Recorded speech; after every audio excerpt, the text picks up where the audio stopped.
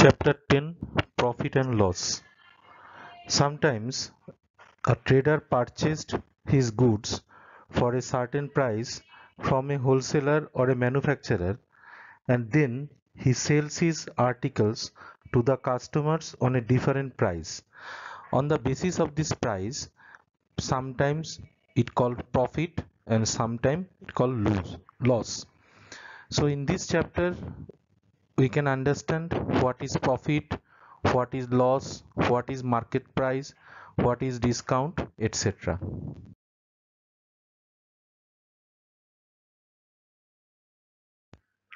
Cost price, denoted as CP, the price for which a commodity or an article is purchased is called cost price. মানে যে টাকাটা দিয়ে কেনা হয়, কারা কেনে? হোলসেলাররা। সেই প্রাইসটাকে বলা হয় cost price. Selling price, denoted as SP, the price for which an article or a good is sold is called SP. তার মানে হোলসেলাররা অর ম্যানুফ্যাকচারাররা যেটা কিনলো কস্ট প্রাইসে, সেটাকে যখন বিক্রি করছে কাস্টমারকে, সেই বিক্রির টাকাটাকে বলা হচ্ছে selling price. Profit, if the SP is more than CP, then there is profit, and profit is equal to SP minus CP. তার মানে আমি যে টাকাটায় জিনিসটা কিনেছি বা যে টাকাটা আমার লেগেছে জিনিসটাকে তৈরি করতে, তার থেকে বেশি দামে যদি আমি কাস্টমারকে বিক্রি করতে পারি, তাহলেই আমার প্রফিট হয়েছে বলতে পারবো। প্রফিট বের করার ফর্মুলা হচ্ছে selling price minus cost price. Loss, if the SP is less than the CP, then there is loss, and loss is equal to CP minus SP. Same as আমি যে টাকাটা লাগিয়েছি কিনতে বা ম্যানুফ্যাকচার করতে, তার থেকে আমি যেটা বিক্রি করলাম সেই দামটা যদি আমার কম হয়ে যায়, তাহলে আমি সেটাকে বলবো লস। লস বের করার ফর্মুলা হচ্ছে সিপি মাইনাস এসপি। প্রফিট যখন বের করেছি তখন তার পার্সেন্টেজও বের করতে হয়, মানে কত পার্সেন্ট আমি প্রফিট করেছি। ফর্মুলা হচ্ছে actual profit by CP into 100। Same as loss পার্সেন্টেজও বার করা যায়, actual loss by CP into 100। এখানে আরেকটা টার্ম আছে overhead expenses. Sometimes in addition to CP, a trader has to spend some more money on transportation, labor, etc. to buy the articles from the market. Such expenses are called overhead expenses. So net CP is equal to CP plus overhead expenses. তাহলে overhead expenses কি? Suppose আমি কোনো কিছু জিনিস sell করেছি, মানে কিনবো, sell না কিনবো হোলসেলারের কাছ থেকে। এবার এই হোলসেলারের কাছ থেকে যখন আমি কিনে আনছি, তখন আমার যাতায়াতের জন্য ট্রান্সপোর্ট খরচ আসছে, কাউকে আমি লাগাচ্ছি সেই জিনিসটাকে লোডিং আনলোডিং করার জন্য, তাকে একটা টাকা দিচ্ছি, তাহলে এই খরচটাও কিন্তু আমার সিপির সঙ্গেই অ্যাড হবে। একটা এক্সাম্পল, আমি একটা 10,000 টাকার ফ্রিজ কিনলাম, সেটাকে আমার বাড়ি আনতে খরচ হলো আরো 200 টাকা ট্রান্সপোর্টে, তাহলে আমার টোটাল খরচ 10,200। এবার আমাকে বিক্রি করতে হবে 10,200-র ওপরে। যদি আমি 11,000-এ বিক্রি করি তাহলে আমি বলবো প্রফিট হয়েছে, আর যদি 10,000-এর নিচে বিক্রি করি তাহলে বলবো আমার লস হয়েছে।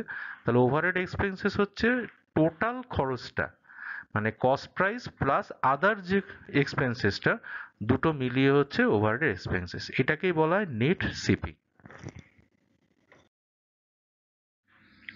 এই স্লাইডটাতে দুটো এক্সাম্পল আমরা ডিসকাস করব। ফার্স্ট এক্সাম্পল হচ্ছে a trader buys a ceiling fan for rupees 750 and sells it for rupees 840. Find his gain and gain percent. তাহলে এখানে দুটো জিনিস আছে, একটা আমি দেখতে পাচ্ছি সিপি সিলিং ফ্যানের, আর একটা হচ্ছে এসপি সিলিং ফ্যানের। খুব ভালো করে দেখলে দেখবে সিপি হচ্ছে 750 আর এসপি হচ্ছে 840, তার মানে সেলিং প্রাইস বেশি, ডেফিনেটলি এইটা হচ্ছে প্রফিট অর গেন। তাহলে ফর্মুলা আমি জানি কি এসপি মাইনাস সিপি, তাই 840 থেকে 750 মাইনাস হয়ে আমার গেন অর প্রফিট হলো 90 রুপিস। পার্সেন্টেজ বার করতে বলেছে, কি profit percent or gain percent. আমি জানি গেইন বাই সিপি, মানে যেটাকে আমি বলছি actual profit by CP into 100। তা গেইন বাই অ্যাকচুয়াল প্রফিট কত? 90 রুপিস, তাই 90 বাই সিপি, সিপি কত? 750, তাই 750 ইন্টু 100, 12%। সেকেন্ড ডেটটা বলেছে a book was sold at a profit of 25%। এখানে প্রফিট পার্সেন্ট বলে দিয়েছে। Find the selling price of a book if the cost price is rupees 160। তার মানে সিপি বলা আছে, এসপি বার করতে হবে। তাহলে এখানে সিপি আছে 160 আর প্রফিট পার্সেন্ট আছে 25%। খুব ভালো করে খেয়াল করো, প্রফিট পার্সেন্ট মানেই কিন্তু হচ্ছে সিপির ওপরে কত পার্সেন্ট হয়েছে। তাহলে আমি এখানে এসপি কি লিখতে পারি? CP plus profit percent. তাহলে সিপি হচ্ছে 160, প্রফিট পার্সেন্ট হচ্ছে প্রফিটের 25%, তার মানে 160 ইন্টু 25/100, তার মানে 40 হচ্ছে। তাহলে 160 প্লাস 40 ইজ ইকাল টু 200। একটা জিনিস খেয়াল করে দেখো, এখানে যে ফর্মুলাটা বলেছে SP is equal two CP plus profit percent, কেন? তার কারণ সেলিং প্রাইসটা কি করে আসবে? সেলিং প্রাইসটা তো আসবে আমি যে প্রফিটটা করেছি তার থেকেই। তাহলে প্রফিট পার্সেন্টের সঙ্গে কস্ট পার্সেন্টেজ যদি আমি প্লাস করি তাহলেই আমি সেলিং পার্সেন্টেজ পাবো। সেই জন্যই ফর্মুলাটা হচ্ছে SP is equal two CP plus profit percentage.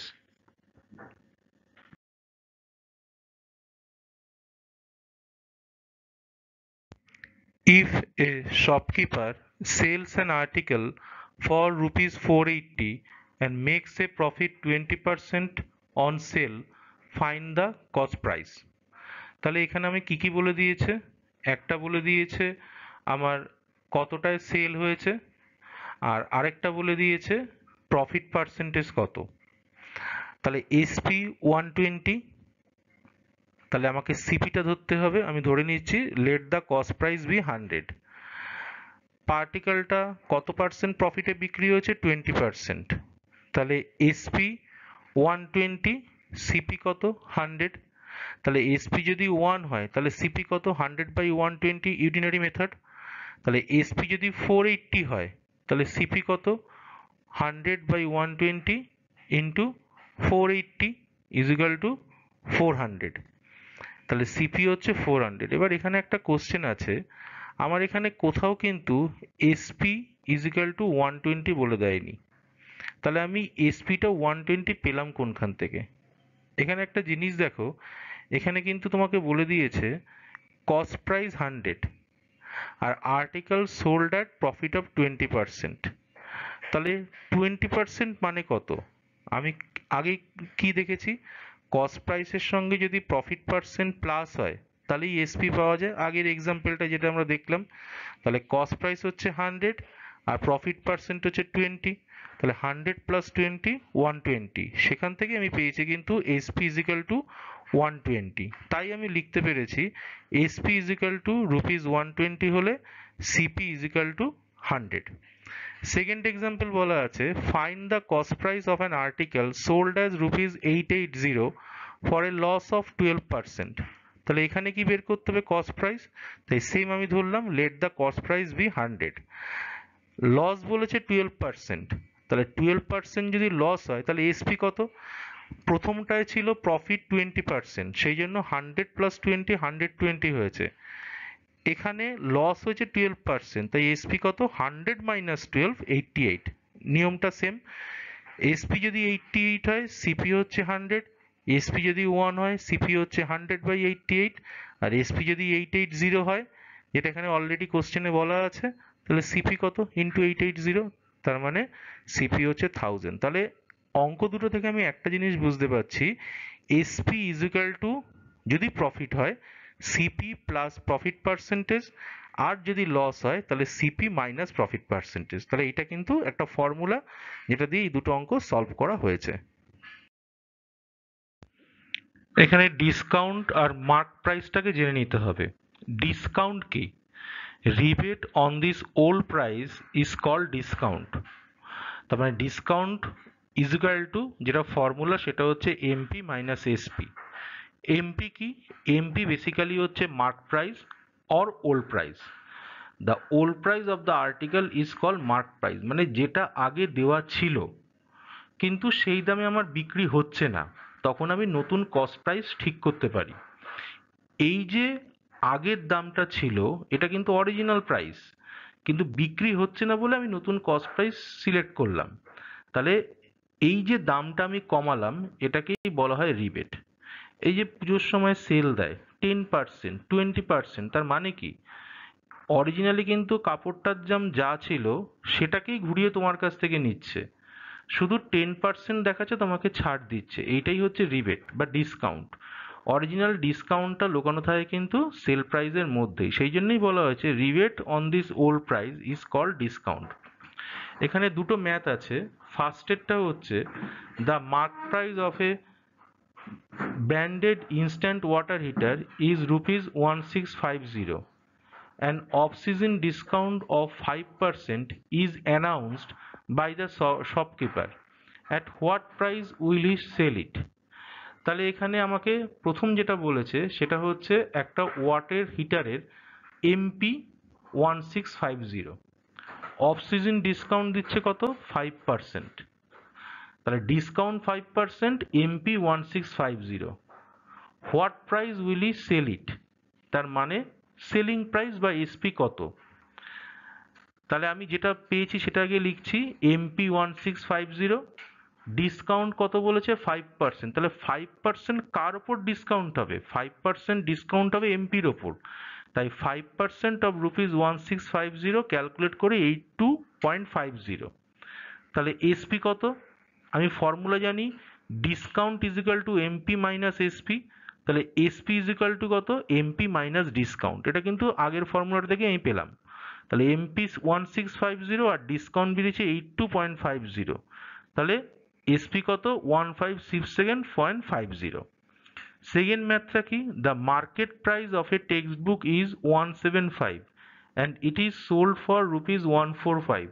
What percent discount is allowed on the text book. এখানে কি বলে দিয়েছে, এখানে মার্কেট প্রাইস বলে দিয়েছে হচ্ছে 175 মানে এমপি, আর এসপি বলে দিয়েছে 145। ডিসকাউন্টের ফর্মুলা আমি কি জানি, এমপি মাইনাস এসপি। তাহলে 175 থেকে 145 আমি মাইনাস করলাম, হয়ে গেল রুপিস 30। তাহলে ডিসকাউন্ট 175-এ 30 রুপিস হচ্ছে, মানে ডিসকাউন্টটা আমি 175-এর উপর পাচ্ছি, তাহলে এমপি 175 হলে ডিসকাউন্ট 30। তাহলে ডিসকাউন্ট 100-এর উপর কত হবে, কারণ এখানে দেখো একটা জিনিস বলে দিয়েছে পার্সেন্টেজ। তাহলে যদি আমার এমপি হয় 175, তাহলে ডিসকাউন্ট 30, এমপি যদি 1 হয় ডিসকাউন্ট কত 30/175, তাহলে 100-এ কত ইন্টু 100, 17 পয়েন্ট, মানে 17 হোল 1/7%।